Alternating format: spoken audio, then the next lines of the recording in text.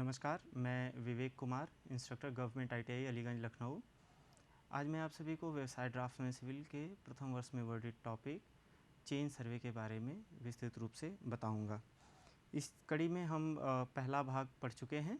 पहले भाग में हमने देखा था चेनिंग के बारे में, उसके इंट्रोडक्शन के बारे में जाना था, टाइप्स ऑफ चेन के बारे में पढ़ा, कितने प्रकार के टेप हमारे पास होते हैं उसके बारे में पढ़ा, इसके इस्तेमाल के एडवांटेजेस और डिसएडवांटेजेस के बारे में पढ़ा।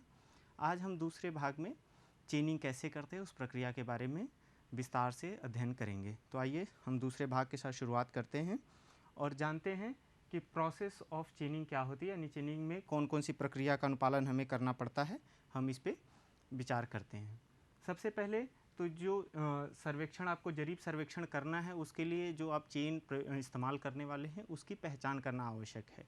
आपको ये आराम से इत्मीनान से पता होना चाहिए कि जिस चेन से आप सर्वेक्षण करेंगे वो जरीब किस श्रेणी की है। मसलन वो इंजीनियर चेन है, रिवेन्यू चेन है, गंटर चेन है या मीट्रिक चेन है। तो आप एक प्रारंभिक परीक्षण में आप क्या जानने की कोशिश करेंगे कि चेन जो इस्तेमाल करने वाले हैं वो किस श्रेणी की है। उसके बाद चेन सर्वे में जो लोग इन्वॉल्व होते हैं, कम से कम 2 लोगों की आवश्यकता पड़ती है, जिसमें एक लीडर होता है, एक फॉलोअर होता है।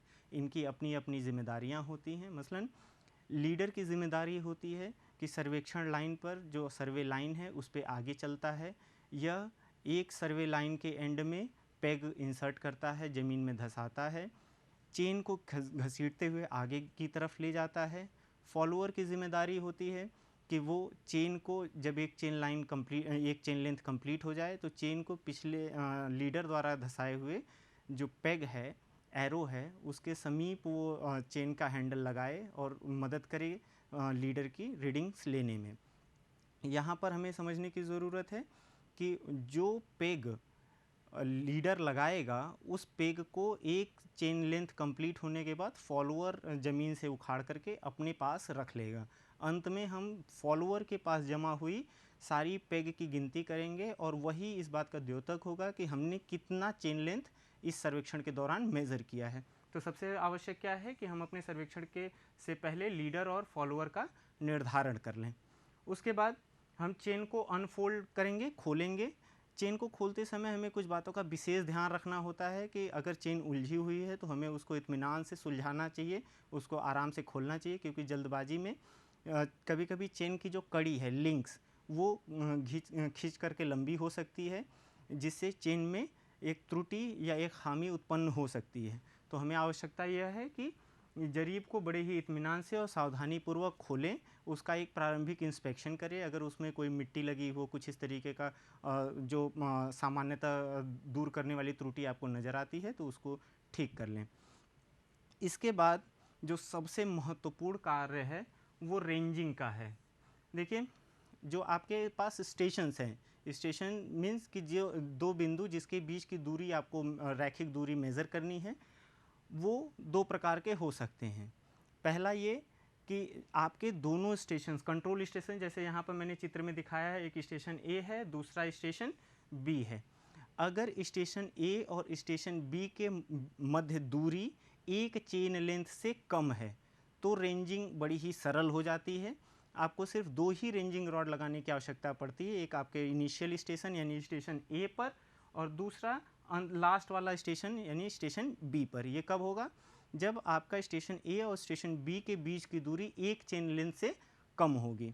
मसलन अगर आपने 20 मीटर या 30 मीटर की मीट्रिक चेन का इस्तेमाल करके सर्वेक्षण करना चाहा है और आपके दोनों स्टेशन के मध्य जो दूरी है वो 20 मीटर या 30 मीटर से कम है, तो आप एक बार में ही चेन की मदद से पूरी दूरी का माप ले सकते हैं और ऐसी स्थिति में हमें सिर्फ 2 ही रेंजिंग रॉड लगाने की आवश्यकता पड़ती है।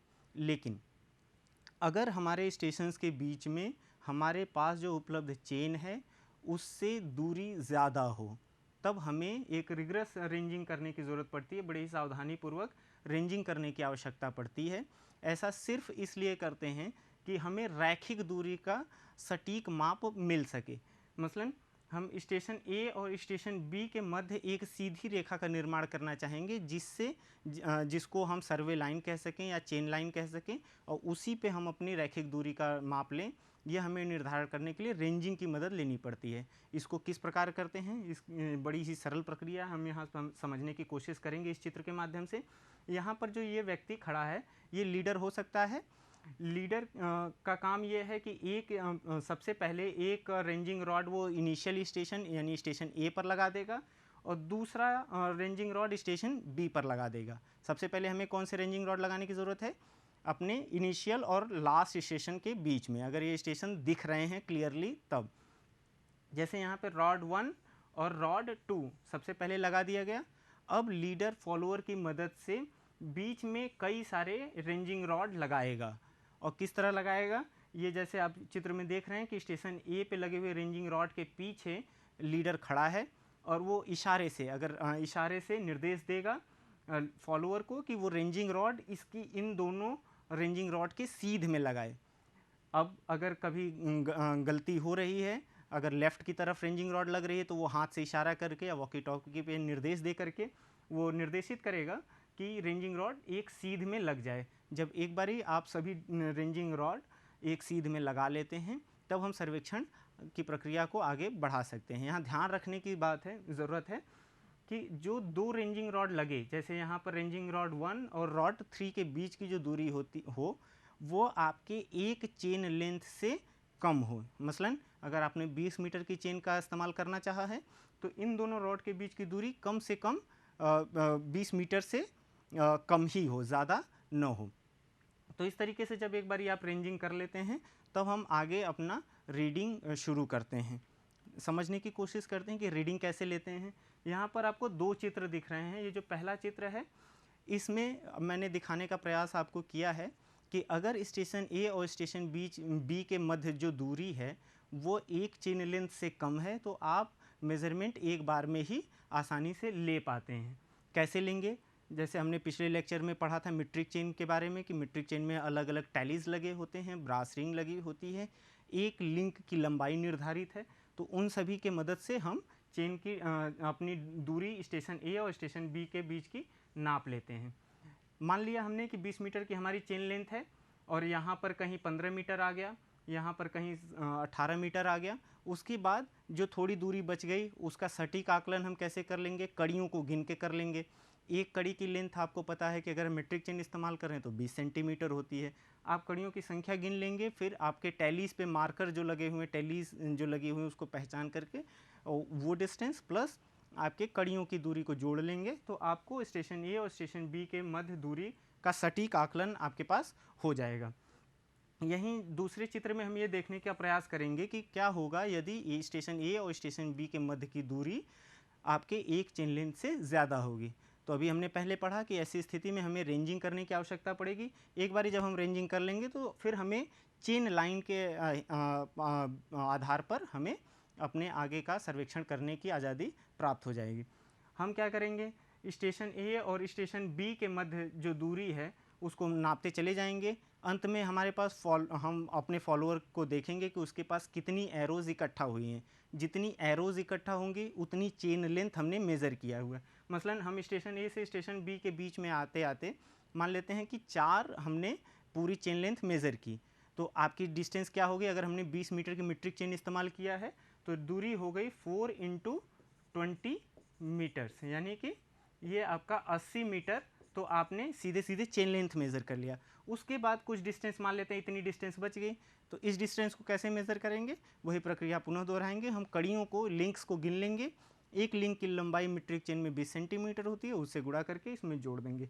इसके लिए एक सरल फार्मूला हमने यहाँ पे लिखा है, जबकि फार्मूले की आवश्यकता नहीं है, ये आप आसानी से समझ सकते हैं कि जितनी नंबर ऑफ चेन लेंथ होगी उसमें हम चेन की लंबाई का गुणा कर देंगे, प्लस का जो बची हुई दूरी है, जो बचा हुआ लंबाई था, उसमें हम कड़ियों के हिसाब से डिस्टेंस को ऐड कर देंगे। ये तो हो गई कि हम रैखिक दूरी कैसे मेज़र कर सकते हैं। आगे हम पढ़ेंगे कि चेन का इस्तेमाल करके हम किसी क्षेत्र का क्षेत्रफल कैसे ज्ञात कर सकते हैं, एरिया कैसे कैलकुलेट कर सकते हैं। तो उसको समझने के लिए मैंने यहाँ पे एक सरल चित्र बनाया है। मान लेते हैं कि आपके पास एक प्लॉट है, एक जगह है, एक ज़मीन है, जो कुछ ऐसा दिख रहा है। इसमें मैंने कंट्रोल स्टेशंस बना रखे हैं ABCD एंड F। ये चित्र ऐसा दिखता है। सर्वेक्षण करने जब आप जाएंगे तो सर्वप्रथम आपको यह देखने की आवश्यकता पड़ेगी कि ऐसे कौन से 2 स्टेशंस हैं जिनके बीच की दूरी सबसे ज़्यादा है। जिन 2 स्टेशंस के बीच की दूरी सबसे ज़्यादा होगी, हम उन दोनों स्टेशंस के बीच में हम अपनी चेन लाइन मानेंगे। उसके बाद हम ऑफसेट लेकर के सर्वेक्षण आगे बढ़ाएंगे। देख लेते हैं कैसे करते हैं इसको। जैसे स्टेशन ए और स्टेशन डी को हमने मान लिया कि ये हमारे कंट्रोल स्टेशन है, मेन स्टेशन है। हमने AD को मान लिया कि ये हमारी मेन चेन लाइन है, मेन सर्वे लाइन है। हम इस पे आगे बढ़ेंगे और जो हमारे बाकी पॉइंट्स है, मसलन B, C, E and F, इस पे हम अपने रेंजिंग रॉड को प्लेस कर देंगे। इस सर्वेक्षण लाइन पर जब हम आगे बढ़ेंगे, मान लिए हम इस तरह से आगे बढ़ते हैं, ये हमने दिशा निर्धारित कर ली, सर्वेक्षण का डायरेक्शन हमने डिसाइड कर लिया। इस तरह जब हम आगे बढ़ेंगे तो हम एक हमारे पास इक्विपमेंट होता है क्रॉस स्टाफ, उसको लेकर के आगे जाएंगे और उसमें लगातार देखते रहेंगे कि कब हमें स्टेशन F दिखे उस क्रॉस स्टाफ में। क्रॉस स्टाफ के बारे में हम पिछले लेक्चर में विस्तृत रूप से चर्चा कर चुके हैं। इसका काम ये होता है कि आपको सटीकता से बता पाता है कि 90 डिग्री आपके सर्वे लाइन के 90 अंश के कोण पर कौन सा स्टेशन विजिबल है। तो जब आप आगे पढ़ेंगे और यहाँ पे G पर पहुँचेंगे तो आपको स्टेशन F दिख जाएगा। कहाँ पे? आपके क्रॉस स्टाफ में। जब आप इसको देख पाएंगे तो आप चेनेज AG को मेज़र कर लेंगे, चेनेज AG को आप मेज़र कर लेंगे और साथ ही साथ GF को भी रिकॉर्ड कर लेंगे। तो इस प्रक्रिया को आप हर स्टेशन के लिए दोहराएंगे, मसलन स्टेशन B, स्टेशन C और स्टेशन E के लिए, सभी के लिए दोहराएंगे।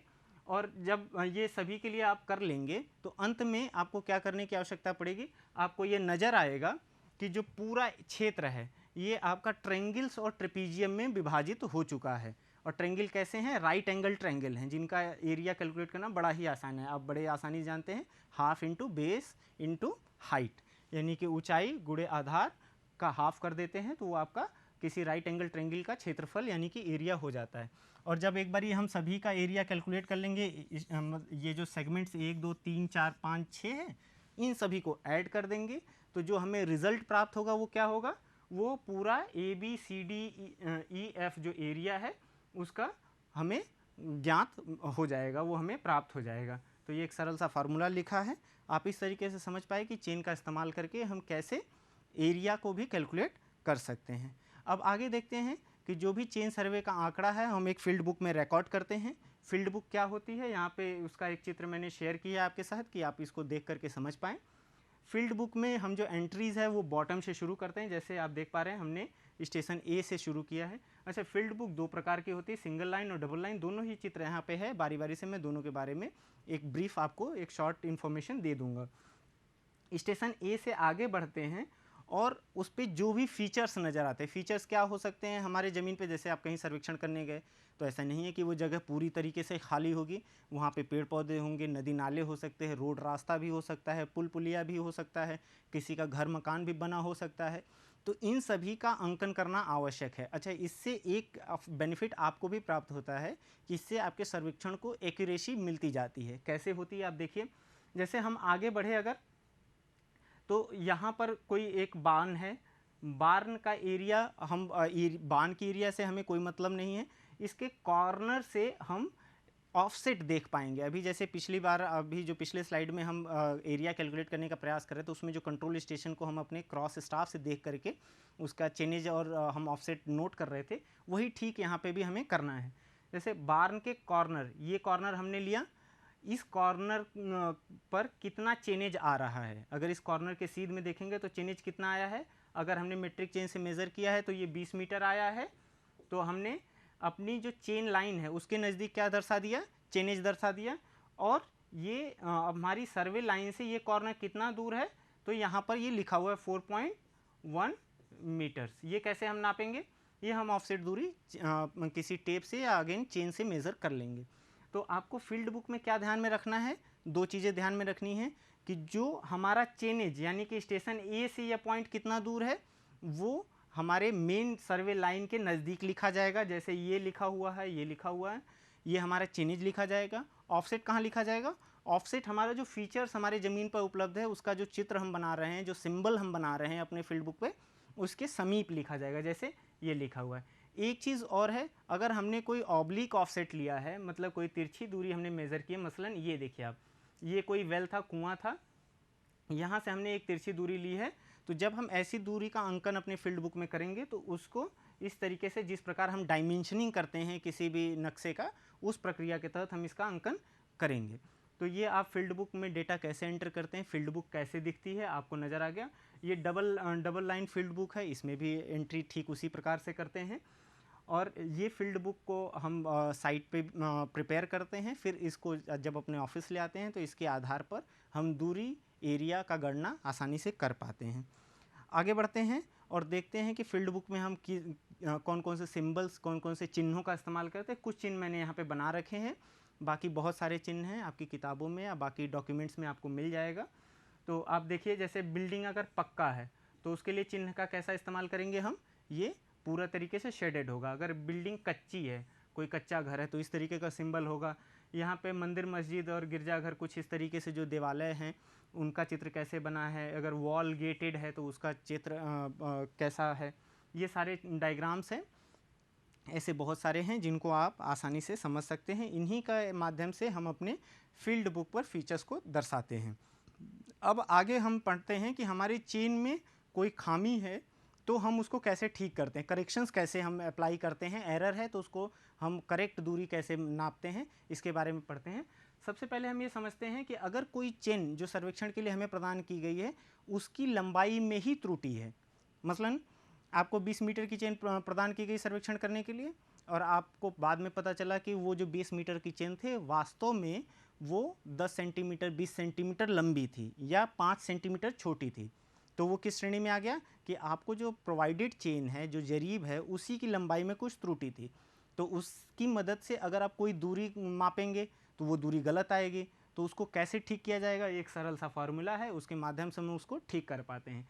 ये ट्रू लेंथ क्या होगा, अगर मान लिया कि आपने कोई एक्स मीटर दूरी मेज़र की, किससे, अपनी गलत चेन से, जो जिसमें खामी है, उसकी मदद से कोई एक्स मीटर दूरी मेज़र की, तो जो करेक्टेड दूरी होगी यानी कि ट्रू लेंथ होगा, उसको कैसे मापेंगे, ये एल डैश क्या होता है, इनकरेक्ट लेंथ ऑफ चेन है। इनकरेक्ट लेंथ ऑफ चेन का मतलब, जैसे कोई 20 मीटर की चेन है, अगर उसमें 10 सेंटीमीटर या 20 सेंटीमीटर उसकी लंबाई ज़्यादा है तो आपका करेक्ट चेन लेंथ क्या हो जाएगा, सॉरी इनकरेक्ट चेन लेंथ क्या हो जाएगा, 20.1 या 20.2। और एल क्या है, एल वह लेंथ है चेन की जो डेजिग्नेटेड है, जो आपको बताई गई है कि यह चेन इतने मीटर की होगी। मसलन अगर आपसे कहा गया कि यह चेन 20 मीटर की है तो आप उसको एल के रूप में कंसीडर करेंगे। और मेजर्ड लेंथ ऑफ लाइन, उस गलत चेन के मदद से आपने जो लेंथ मेज़र किया है वो यहाँ पर रख देंगे, और इस फार्मूले का इस्तेमाल करके हम आसानी से करेक्ट लेंथ कैलकुलेट कर पाएंगे। यहाँ पे एक फार्मूले से हमने बताने की, एक एग्जांपल से बताने की कोशिश की है। इस एग्जांपल में 120 मीटर अगर किसी गलत चेन से हमने दूरी मापी जो 10 सेंटीमीटर लंबी थी। अब आप देखिए टोटल मेजर्ड लेंथ क्या था, 120 मीटर था, हमारा ट्रू लेंथ 20 मीटर है, और जो एक्चुअल लेंथ यानी कि इनकरेक्ट लेंथ है वो कितना हो जाएगा, 20.10, जो 10 सेंटीमीटर इसको मीटर में कन्वर्ट कर लेंगे 0.10 आ जाएगा। तो यहाँ से हमारा जो इनकरेक्ट लेंथ है वो 20.10 मीटर्स आ गया। जब इस फार्मूले में रखेंगे तो हमें करेक्ट लेंथ प्राप्त हो जाएगी, यानी कि 20.60 मीटर हमें प्राप्त हो जाएगा। इसके बाद हम कुछ करेक्शंस जो हम टेप में देते हैं उसके बारे में पढ़ लेते हैं। टेप में सबसे पहला जो करेक्शन की बात हम करेंगे वो स्लोप करेक्शन है। देखिए, जब आप सर्वेक्षण ज़मीन पे करने जाएंगे, वास्तव में करने जाएंगे, तो वहाँ पर आपको एक समतल यानी कि सपाट सतह मिले यह आवश्यक नहीं है। यह कई बार आपको मिल सकता है कि सतह कैसी है, आपकी स्लोपी है, ढलान वाली जगह है, तो वहाँ पर हम आपको ये करेक्शन अप्लाई करने की ज़रूरत होगी। यहाँ पे एक चित्र के माध्यम से मैंने समझाने का प्रयास किया है।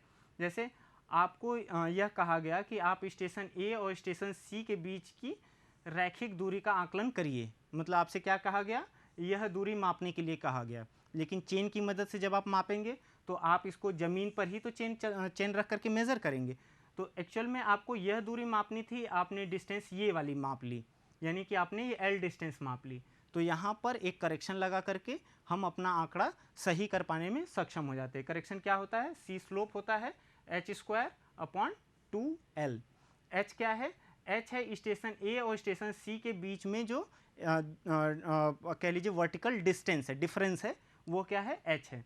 जैसे अगर आप यहाँ से देखेंगे तो यह जो दूरी है यही एच कहलाएगी। यहाँ पर आप इस ट्रायंगल में देख पा रहे हैं कि एच है और ये एल है अपॉन 12। जब इस फॉर्मूले में हम रखेंगे तो आपको करेक्शन प्राप्त हो जाएगा। यह करेक्शन अप्लाई करने के बाद एक आप सटीक दूरी स्टेशन ए और स्टेशन सी के बीच में अंकित कर पाने में सक्षम होंगे। आगे बढ़ते हैं और देखते हैं कि अगर हमने कोई टेप से मेजरमेंट लेना चाहा और उसमें जो मानक के अनुरूप आपसे कहा गया है कि बल लगा करके टेप को स्ट्रेच करिए, अगर आप उससे ज़्यादा बल लगा देते हैं तो वहाँ पर यह करेक्शन अप्लाई करने की बहुत ज़रूरत होती है। इस फॉर्मूले का इस्तेमाल करके हम वो करेक्शन कर पाते हैं। यहाँ पर आप देख रहे हैं P minus P not upon A into L. P क्या है? P है आपका पुल अप्लाइड ड्यूरिंग सर्वे, यानी कि सर्वेक्षण के दौरान जो पुल आपने लगाया। पुल का मतलब है दो बंदे पकड़ के सर्वेक्षण करेंगे, अगर वो खींच रहे हैं तो जो वास्तविकता में सर्वेक्षण के दौरान बल लगाया गया है वो गिना जाएगा P। अब P नॉट क्या होता है? ये एक स्टैंडर्ड पुल है। अमूमन ये कई बार माना जाता है कि 80 न्यूटन का बल जो है वो स्टैंडर्ड बल है 20 डिग्री सेंटीग्रेड पर। तो आपने स्टैंडर्ड पुल से जो ज़्यादा पुल लगाया उसका डिफरेंस यहाँ से निकाल लेंगे। L क्या है आपका? जो मेजर डिस्टेंस है। A क्या है? Cross section area of tape, जो आप टेप इस्तेमाल कर रहे हैं उसका अनुप्रस्थ काट का जो एरिया है वो आप यहाँ पर रखेंगे। और E क्या है? मॉडुलस ऑफ इलास्टिसिटी, ये जिस मटेरियल का टेप बना है उस मटेरियल के लिए अलग अलग ये वैल्यूज़ हो सकती हैं। मसलन स्टील के लिए 2.1 इंटू 10⁵ ये आपका न्यूटन पर mm स्क्वायर है। वहीं इनवार के लिए आप देख पा रहे हैं 1.54 इंटू 10⁵ ये वैल्यू आती है। इनवार बेहतर होता है, आपको यहाँ पे क्लियरली दिख रहा है ये डिफरेंस। ये जितना ही एक के नज़दीक होगा उतना ही बेहतर वैल्यू आपको सर्वेक्षण में मिलती जाएगी। आगे बढ़ते हैं और करेक्शन ड्यू टू टेम्परेचर देखते हैं। ये आवश्यक है, हमने पिछले बार भी देखा था, पिछले लेक्चर में भी समझने का प्रयास किया था कि एक स्टैंडर्ड टेम्परेचर आपको दिया हुआ होता है। अगर उस टेम्परेचर के इतर आप सर्वेक्षण कर रहे हैं तो यह स्वाभाविक है कि आपके टेप में या चेन में कुछ एक्सटेंशन या कॉन्ट्रैक्शन हो सके, यानी कि आपका चेन या टेप लंबा हो जाए या सिकुड़ करके छोटा हो सकता है, ये इसकी संभावना बहुत प्रबल है। तो ऐसी स्थिति में हम क्या करते हैं? हम ये करेक्शन अप्लाई करते हैं। यहाँ पे जो करेक्शन ड्यू टू टेम्परेचर है सी टाइम्स हमने लिखा हुआ है, ये बराबर होता है alpha into T M minus T nought into L. Alpha क्या है? ये कोफिशिएंट ऑफ लीनियर एक्सपेंशन है। ये अगेन उस मटेरियल पे डिपेंड करता है जिस मटेरियल का आपका टेप या चेन बना हुआ है। अगर ये स्टील का बना हुआ है तो उसका अलग linear coefficient of linear expansion होगा। अगर एल्यूमिनियम का है, इनवार का है, इस तरीके से अलग अलग इसमें हम अल्फ़ा की वैल्यू प्राप्त कर सकते हैं। यहाँ पर टीएम क्या है? टीएम वो टेम्परेचर है, मीन टेम्परेचर। जैसे 4 घंटे 5 घंटे आपने सर्वेक्षण किया, 4 घंटे सर्वेक्षण किया तो आपके दिन के तापमान में भी उतार चढ़ाव होगा। कभी मान लीजिए 41 डिग्री था, फिर 40 हो गया, फिर 42 डिग्री हो गया, तो इसका हम मीन निकाल लेंगे। यानी कि टीएम क्या है? आप जितने समय के लिए सर्वेक्षण कर रहे हैं, सर्वे कर रहे हैं, चेन सर्वे, उस दौरान जो एक मीन टेम्परेचर होगा उसको हम नोट डाउन कर लेंगे। टी नॉट क्या है? स्टैंडर्ड टेम्परेचर है। स्टैंडर्ड टेम्परेचर वह जिसके लिए चेन की लंबाई नियत की गई है। जैसे आपको कह दिया गया कि 20 डिग्री सेंटीग्रेड पे यह चेन आपकी 20 मीटर या 30 मीटर लंबी होगी, तो 20 डिग्री सेंटीग्रेड क्या है? उस चेन की लंबाई के लिए स्टैंडर्ड टेम्परेचर हो गया। अब अगर टेम्परेचर इससे ज़्यादा होगा या इससे कम होगा तो उसकी लंबाई में वेरिएशंस होना स्वाभाविक है। तो ये सारी वैल्यूज। यल क्या है? एल टोटल लेंथ है जो आपने उस चेन या उस टेप का इस्तेमाल करके मेज़र किया है। तो ये सभी वैल्यूज़ को रखेंगे और आसानी से हम करेक्शंस को प्राप्त कर पाएंगे। इस प्रकार हमने कुछ करेक्शंस के बारे में देखा। अब मैं आखिरी में आपको पूरा जो चेन सर्वे जो मैंने 2 हिस्सों में कवर किया उसको आपके सामने समराइज कर दूं। सबसे पहले हमने चेनिंग क्या होती है ये जानने का प्रयास किया। उसके बाद हमने देखा कि चेन हमारे पास कितने प्रकार की है। मसलन हमने चेन का प्रकार में जो महत्वपूर्ण चेन थी मीट्रिक चेन थी, यह हम आसानी से जो इस्तेमाल करते हैं वो 20 या 30 मीटर की उपलब्ध होती है। इसमें अलग अलग टैलीज के बारे में हमने चर्चा किया। एक ब्रास रिंग के बारे में भी चर्चा किया जो आपको 20 और 30 मीटर वाली चेन में मिलेगी। ये प्रत्येक 1 मीटर की दूरी पर लगी होती है। उसके बाद हमने गंटर चेन, रिवेन्यू चेन और इंजीनियर चेन के बारे में पढ़ा। फिर हमने कुछ एरर्स जो एरर स्वाभाविक है पैदा होते हैं उनके बारे में पढ़ा। एरर को हमने क्लासिफाई किया था कि इंस्ट्रूमेंट की वजह से एरर होगा, जो सर्वेयर है उसकी वजह से एरर होगा, या नेचर की वजह से, प्रकृति की वजह से जो एरर होगा उसको वर्गीकृत किया था। उसके बाद हमने टेप के बारे में पढ़ा, टेप के वर्गीकरण किया। टेप में जो प्रमुख टेप के बारे में हमने पढ़ा उसमें metallic tape, cloth tape, Invar जिसमें सबसे महत्वपूर्ण साबित हुआ। उसके बाद आज के लेक्चर में हमने ये देखने का प्रयास किया कि चेनिंग की प्रक्रिया क्या होती है, रेंजिंग कैसे करते हैं। रेंजिंग पे एक बार मैं पुनः प्रकाश डाल दूं। रेंजिंग जो दो स्टेशन हमारे जो सबसे दूर होते हैं, उन दोनों के एंड पर हम सबसे पहले रेंजिंग रॉड लगाते हैं। फिर लीडर इशारे से फॉलोअर को बताता है, निर्देश देता है, और स्टेशन ए और स्टेशन बी के मध्य में वो इंटरमीडिएट रेंजिंग रॉड लगा करके इंटरमीडिएट स्टेशनों की स्थापना करता है, और उसी के समीप चेन को खींच करके हम दूरी को मेज़र करते हैं। रेंजिंग बहुत ही महत्वपूर्ण हो गई।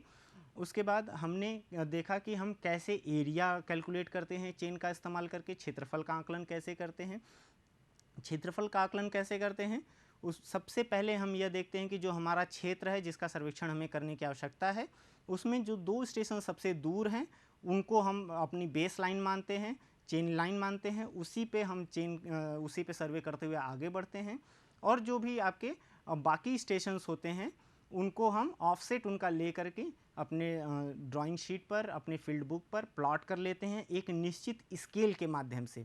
स्केल के बारे में पृथक रूप से मैं एक लेक्चर में आपको बताऊंगा कि स्केल कैसे हम कंसीडर करते हैं। स्केल के माध्यम से बनाए हुए चित्र का हम अपने ऑफिस में आने के बाद आसानी से कैलकुलेशन करते हैं। पूरे क्षेत्र को हम ट्रायंगल और ट्रेपीजियम में बांट लेते हैं, उनका एरिया कैलकुलेट करके हम जोड़ लेते हैं। इस प्रकार हमें पूरा संपूर्ण एरिया पता चल जाता है। फिर हमने करेक्शंस पढ़े।